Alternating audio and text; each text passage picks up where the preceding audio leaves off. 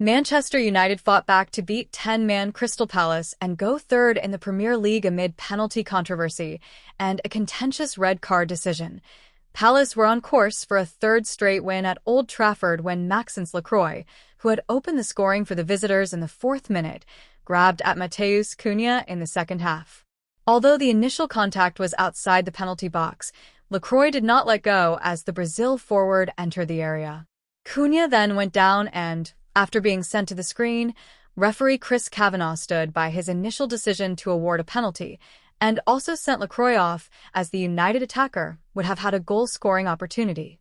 Bruno Fernandes fired the 57th-minute spot kick past Dean Henderson to equalize, and Benjamin Sesko put the hosts in front 8 minutes later when he powered home a header from Fernandes' cross. The Slovenia striker was scoring for the third successive game and took his tally to 7 in his past 8 matches. Former United goalkeeper Henderson prevented Casemiro from increasing the hosts' lead with a brilliant reaction save and later also stopped a dangerous effort from substitute Amad Diallo. The result extends Michael Carrick's record in charge to 6 wins and a draw from 7 games and takes his side above Aston Villa into third on goal difference. It is the first time United have been as high as third since Erik ten Hag's first season in charge in 2023.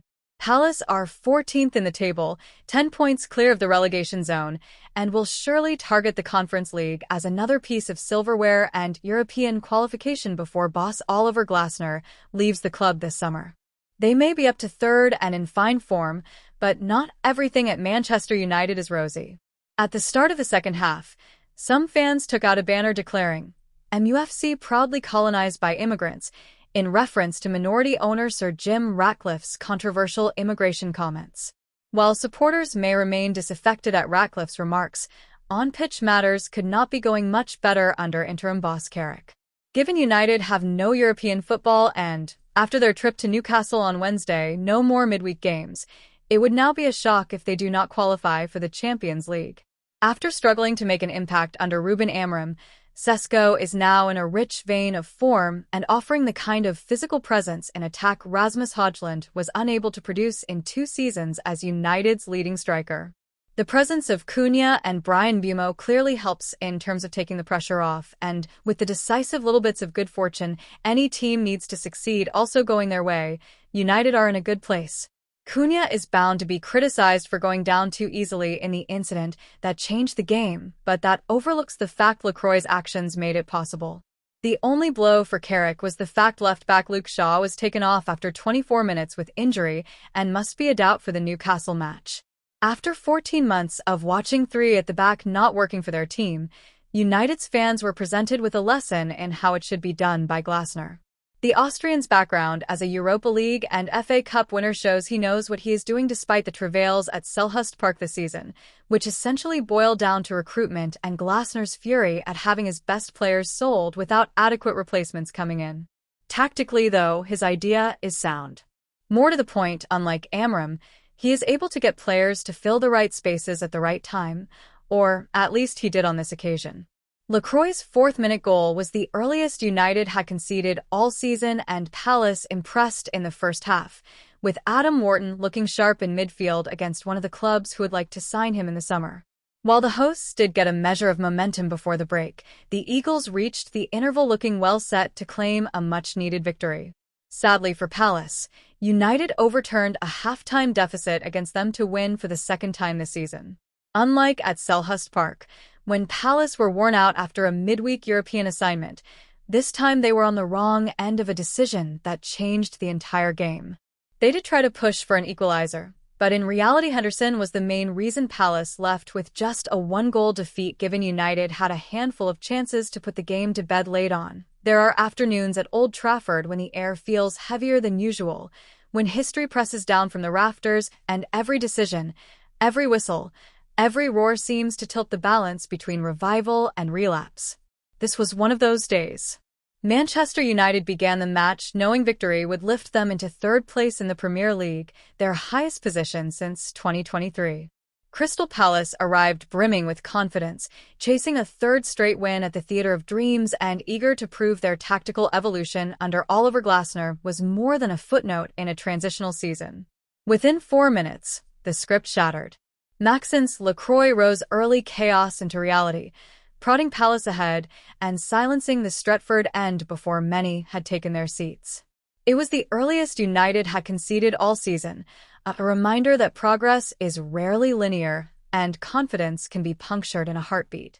Palace's shape was sharp.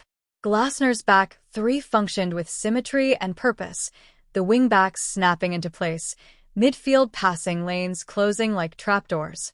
Adam Wharton glided through the center, calm and clever, playing as though auditioning for bigger stages.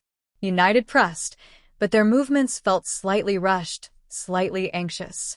And then came the moment that will live far longer than Lacroix's early goal. Midway through the second half, Matheus Cunha surged forward, chasing a ball that hinted at opportunity. Lacroix reached, grabbed, the initial contact just outside the box, but he did not let go. As Cunha crossed into the penalty area, the grip lingered. The Brazilian stumbled, then fell.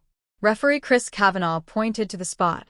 The stadium exploded, half in fury, half in hope. The VAR screen flickered. Kavanagh walked over, face stern, posture rigid. He reviewed. He returned. Penalty confirmed. Red card shown.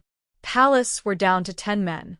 Lacroix, protest frozen on his face, trudged off. In one decision, the match pivoted. To some, Cunha went down too easily. To others, Lacroix's persistence made the fall inevitable. What mattered was this. The laws interpreted it as denial of a clear goal-scoring opportunity. And now it was Bruno Fernandes' moment. Bruno Fernandes stood over the ball in the 57th minute, the noise swirling like a storm around him. Dean Henderson, once of this parish, bounced on his line. Fernandes exhaled and struck, low, precise, unstoppable. 1-1. Momentum, that most invisible of forces, changed jerseys. 8 minutes later, Old Trafford found its thunder again. Fernandes whipped a cross into the area, bending wickedly away from defenders. Rising above them all was Benjamin Sesko, powerful, poised, inevitable. Benjamin Sesko powered his header beyond Henderson and into the net. 2-1. For Sesko, it was a third consecutive game on the scoresheet. 7 goals in 8 matches, a transformation few predicted during his tentative early months. Once overshadowed, now he stands central to United's resurgence, offering the physical presence and ruthless instinct the side has long craved. Yet this was no serene procession.